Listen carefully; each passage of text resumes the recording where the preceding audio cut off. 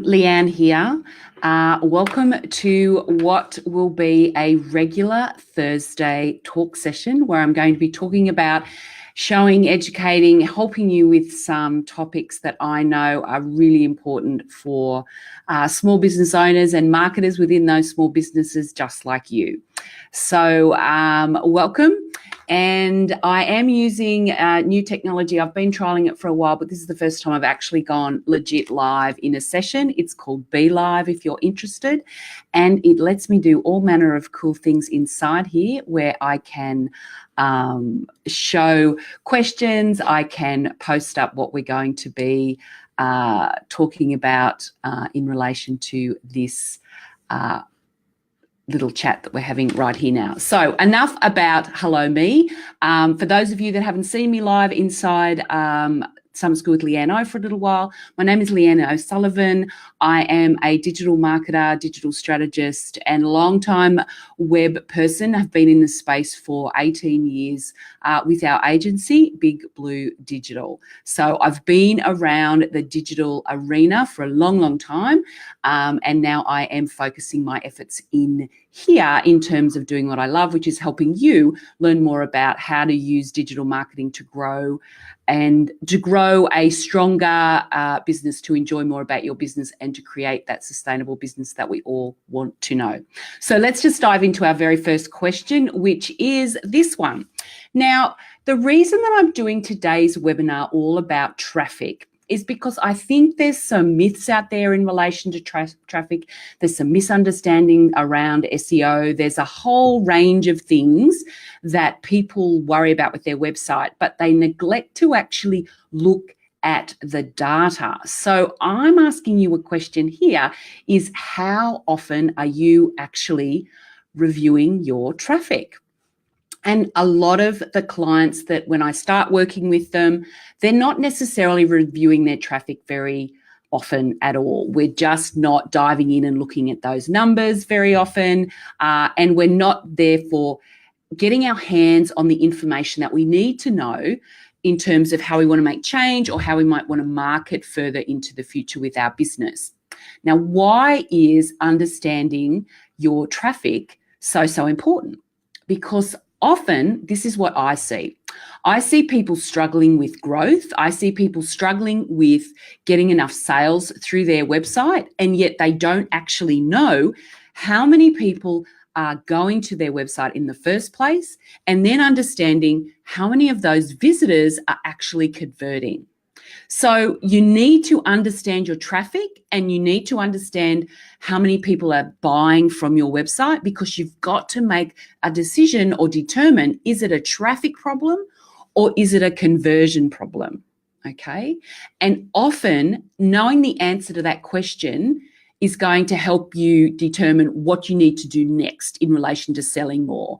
So a lot of people actually think that they have a conversion issue when their actual issue is that they don't get enough people to their website in the first place. So there's a separate conversation we're going to have around conversions, and I'm going to blog about that next week on the blog, which is getting you to understand what the conversion is likely to be for your industry, understanding how to determine what it is for your actual website, and then figuring out, okay, if I know that 100 people come to my website and 50 of those visitors or 20 of those visitors buy from me, therefore, and I can see that consistently over time, that's the conversion that I have, which is about, 20%. Therefore, if I double my traffic, I am likely to get another 20 sales a month, for example. So that's why understanding your website traffic is so important. So you need to be diving in there regularly and checking it. So that's the first question that I'm posing here today, is getting you to go into Google Analytics. And I'm going to put a link in the notes for this live to send you to a blog post of mine where I'm talking about how you install Google Analytics in your website, plus some other helpful tips around understanding what it is that you're looking at. But first and foremost, you've got to have it in place. Most of you do, but there's no point having it in place if you're not actually diving in and having a look. So make sure you set yourself a regimen every Monday, every Friday, every whatever day it is of a week. You're going to go in and review your traffic and you're going to look for key things. Okay, so the next thing that I want to talk to you about is, do you know the volume and competitive nature of your search criteria? Oh, actually, I'm not going to ask that right now because that is a little bit, we're going to come back to that. I'm just going to, yes, I'm just going to move that on a little bit because that is really, really important, but it is actually a little bit more advanced than what I want to talk about first, the joys of using a new tool. Okay, so I've asked you, do you regularly review your traffic? The next thing I want you to understand is, what's your best performing page? Do you actually know on your website, not your homepage, but on your inside Google Analytics, what are the pages that people are visiting? And have a look, say, perhaps at your top 20, at your top 50, and look at it over a period of time. So don't just look at it for the last week or the last month, but have a look over time, say about 6 months, or if you wanted to go back 12 months, what are your best performing pages? And the reason that we need to know what our best performing pages are is because those are the pages that are performing best organically. So whatever we're doing to those pages from an SEO perspective, it's working, and that's how people are coming into our site. Now, the bigger question, once you know, okay, these are the pages that people are finding online and coming to, are they actually the most important pages for you in your business? Are you attracting the right people into your world because they're going to those pages, and then on those key pages, as far as Google's concerned, these are your important pages. Do people then get led where you want them to go? So first up, look at your key pages and then make sure you've got a call to action on those key pages that send people where you'd like them to go. If you want them to sign up to a newsletter, if you want to bring them into a funnel, if you want to send them somewhere else on your website, that is a great opportunity for you to do that, because those pages, those doors or those windows to the internet world, if you like, are flung open and are attracting people.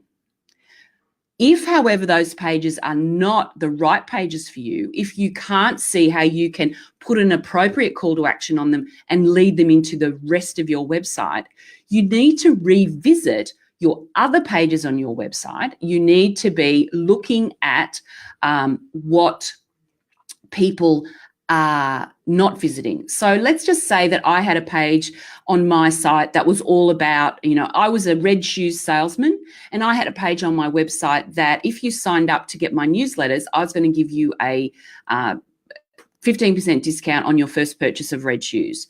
But I could see that nobody was going to my red shoes page. They were going somewhere else on my website where maybe I had some, a summary of fashion from last season, for example. Maybe I had a video on that page. I don't know.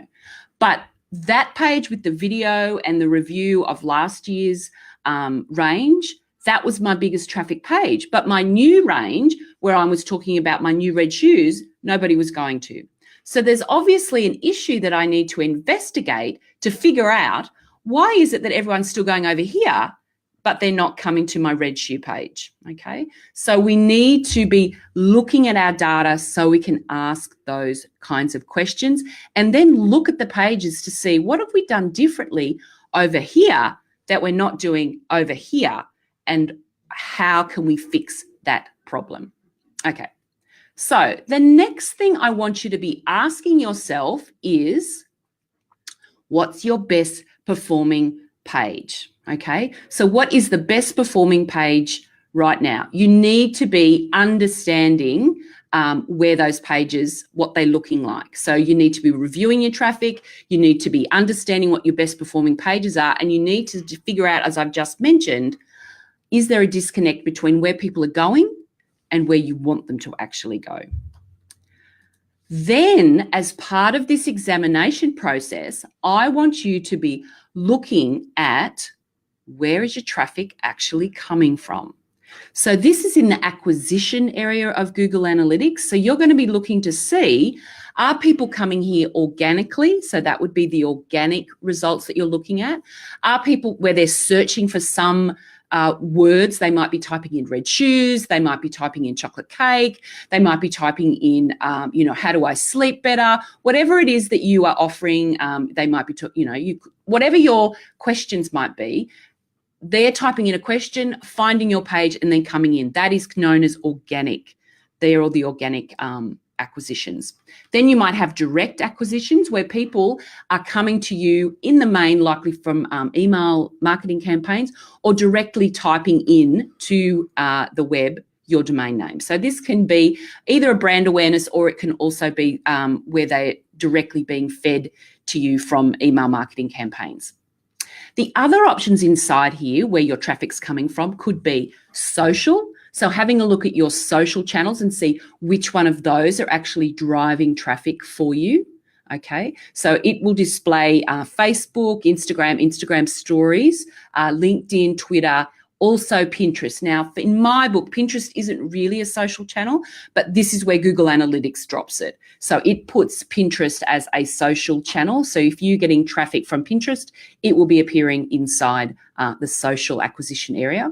Then it will have paid. So if you're doing Google AdWords, this is where traffic that's coming from your paid ads will be appearing. So you will see the traffic that's coming from that there. And then we will have referrals. Now, referrals are really important because these are other people's websites that are sending people into you. And it's really interesting to have a look to see in your space who is sending traffic your way. Is it someone that, a supplier chain that you're a part of, a distribution channel? Are you a partner of some group? Are they sending traffic your way? Because Google will pick that up. Are people referencing your blog posts? They might be having a blog post, a link to your blog inside, one of their page contents, and that's going to come over as a referral. So it's really important to see who are the people that are sending traffic your way, because you may want to build a better relationship with them and look for other opportunities to grow your traffic. Of course, in this section of referrals, there's going to be some dodgy, link building, scammy things. Just ignore them and block them out of your system. You're looking for those referrals that actually are in alignment with you as a business and to give you ideas about how you may get more people to refer your website, your blog article, your product via their own network. So that's something that's super, super important. And I'm actually going to put a link to a blog post I've written on backlink strategy, which is where these referrers are coming from.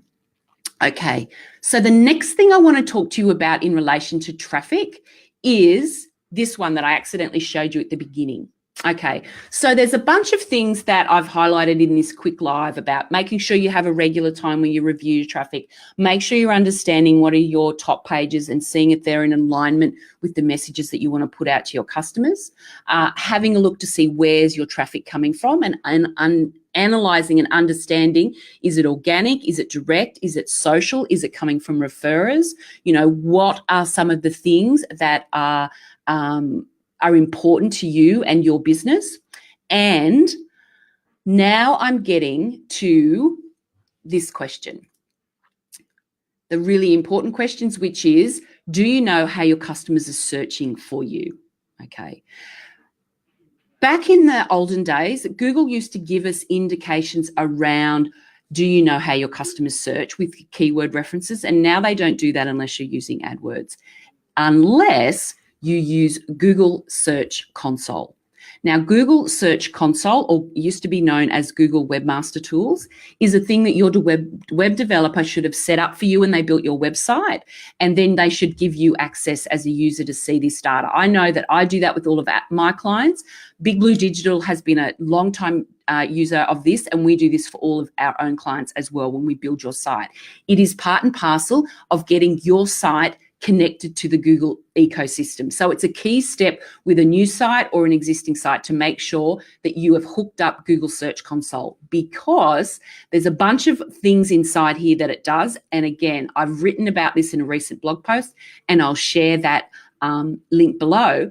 But it also lets you see some of the search words that people are using right now to find your page. And often this is a real eye-opener for people, because If you perceive yourself as being known for red shoes and yet nobody is searching red shoes and finding your site, that tells you things about your website straight off the bat. That perhaps you aren't mentioning red shoes enough in your website copy, that you don't have page titles that reflect red shoes, that you don't have page headings on the page that are talking about red shoes, you don't have images that are talking about red shoes, that you are not referencing red shoes enough in the page content of each of your various pages. So there's a bunch of things that we need to be looking at in our website copy that is focused in on what we believe our customers are searching for. And this is one of the key things in relation to search engine optimization. Often people think it's incredibly complex, but at its heart, good SEO or good search engine optimization is thinking about what are the questions your clients are actually asking online. When they type in a question or when they go, okay, Google, how do I find out about X? Then you need to be thinking, they're asking this question, therefore I'm going to provide that answer. So there's a bunch of technical things that we do inside our website content management systems, but essentially at the heart of it is understanding what are the things that your customers ask, and then making sure that you answer that in website copy that speaks specifically to that question, to that pain point, to that awareness that they're trying to come to understand if they're searching for information, which is what we all do when we are inside Google. We've got a specific thing in our mind and we want to know the answer. Okay, so that's a really important thing, and that's going to be a blog post that I'm pushing live today. But the other thing that's super important once we start thinking about those questions is there's no point us focusing in on a question like, where do I find red shoes? And putting a lot of time and effort into that if we never really understand that, we may have the perfect page answering that question, where are the best red shoes? But if only 5 people in a month, in all of wherever you are, the area you're targeting, ask that question, the likelihood of you getting lots of traffic as a result of that isn't going to be massive. So this is where this point, do you know the volume and the competitive nature of your search criteria? So do we actually have an understanding or a feel for how many people are actually searching for these things that we think they're searching for? How do you even know that? I've got a great little tool that I have just discovered. Well, actually, I haven't. Thank you, Neil Patel. Ubersuggest. I'm going to put a link to this again in the comments below. I'll put a whole bunch of links for you so that you can see where to find some of this information. Now, Ubersuggest is actually a free tool. It is fabulous. It is a free tool, and it is perfect because what it gives you is it gives you insight into how many people are searching for this word or phrase that you're typing in. And how competitive is it? And by competitive, we know that other people are perhaps using AdWords to appear above the organic search results. So it gives you an indication of if I want to rank well for this search criteria, what's the likelihood of that happening? It lets you know if something is got low competition and it's in your space, that's the perfect thing for you to focus in on some search engine optimization strategies and techniques, because it's currently not a lot of people are focusing their attention there. So it could be a great way for you to get people to come into your website from that particular area and then send them into another part of your site that you're really looking them to focus on. So if I know I'm the best red shoes seller, but I also know that I sell purple shoes, and I know that there's not a lot of competition in the purple shoe space because I've used Ubersuggest, done a search, found out that there's plenty of searches but not a lot of advertising. So it's great. It's an opportunity for me to move into that area, and then I can get the people that might want purple shoes, but I can also prompt them to say, hey, if you're into shoes, I've got all these other shoes and I've got these amazing red shoes as well. Okay, so that's why understanding what are people searching for, understanding how many people actually search for that criteria. Again, we don't want people searching, there's no point ranking number one for something where there's only a search of 5 people a month, because that's pretty pointless. And we need to understand how competitive is it in that space, because if it's super, super competitive, even if it's what we want to rank in, the likelihood of us ranking on page 1, unless we're prepared to spend big money in Google AdWords, is, to be honest, very, very small. Okay. So my final little question in this Facebook Live today is just to ask you, what are your biggest questions about GA just here? So if you're coming to this live, or if you are going to be watching this later, so if you're here now or if you're watching this later, please post some questions below about GA, and I'm going to answer those questions inside here. So some of the things that I know clients ask me is, I don't know where to look. I don't know what I'm looking at, and I don't know where to look. And I suggest that what we should do, because it can be quite overwhelming, is go to that very first main dashboard page and literally move one step at a time through each of the areas. By default, it shows you what's been happening on your website in the last 7 days, but you can also change to see what's happened in my website in the last month, what's happened in the last 28 days, what's happened in the last 90 days. So that's a really good place to start, just going to that main page and having a look to see what's my traffic been, what's some of the demographics around my traffic, when are they looking at my website, what are the pages that they're visiting. If you've got an e-commerce site and you've got e-commerce enabled correctly, it's also going to let you know and see sales and product information. And you can also see if you've got goals set up in your Google Analytics account. So specific pieces of information that you're tracking, like how many people are actually going to this page, or how many people are signing up to my newsletter, or how many people are going to the checkout page, or how many people are, whatever it might be. You can track that specifically as a goal.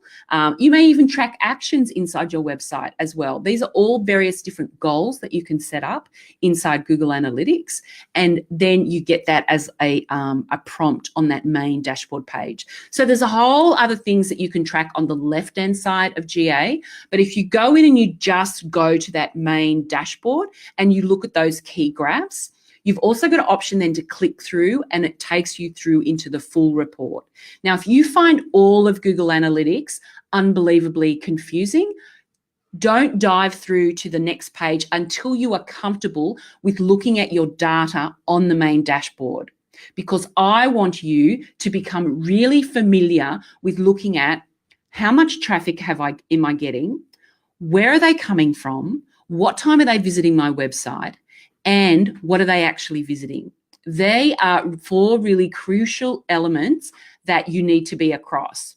And once you've got those under your belt, then have a look at the insights that Google is going to be sharing with you every single time you go in. It's tracking your data, and over time, it's going to be giving you information that says, hey, did you know that people that come to your website from this referrer stay longer, or that people that come to your website from here aren't staying as long? Or it will let you know some other things that you might need to brush up on your site content. It will give you hints to help you with your search engine optimization.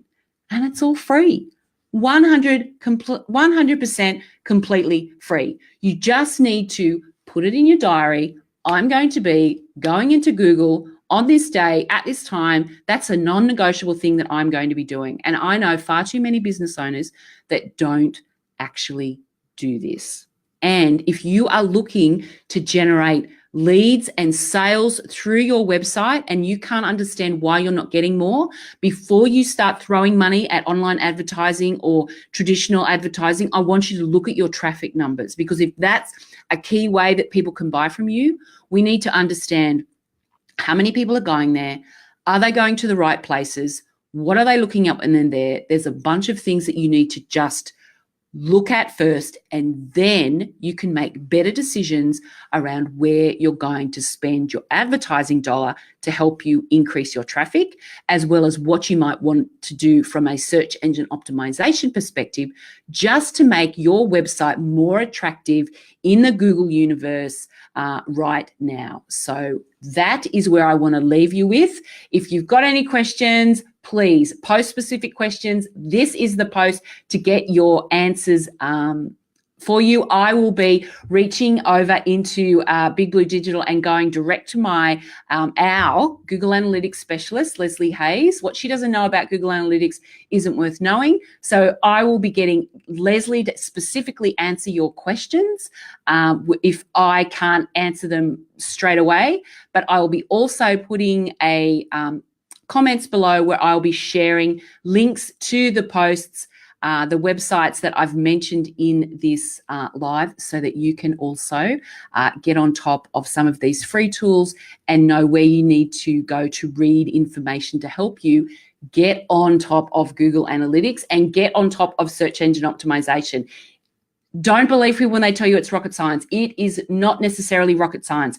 It is understanding what it is that you know best. You know your clients best, you understand what they're asking you, listen to them. They're the questions that clients who haven't heard of you yet, prospects, are also going to be asking. So you can master SEO and GA, and inside this little, at the end of this, I'll put those comments in that will really help you.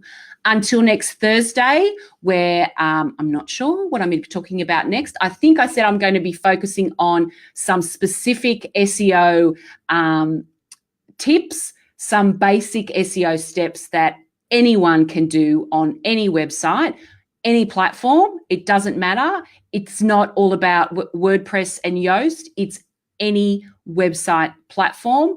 I'm going to be going through some of the key things that you need to be aware of for search engine optimization next time. I'll talk to you all then. Bye for now.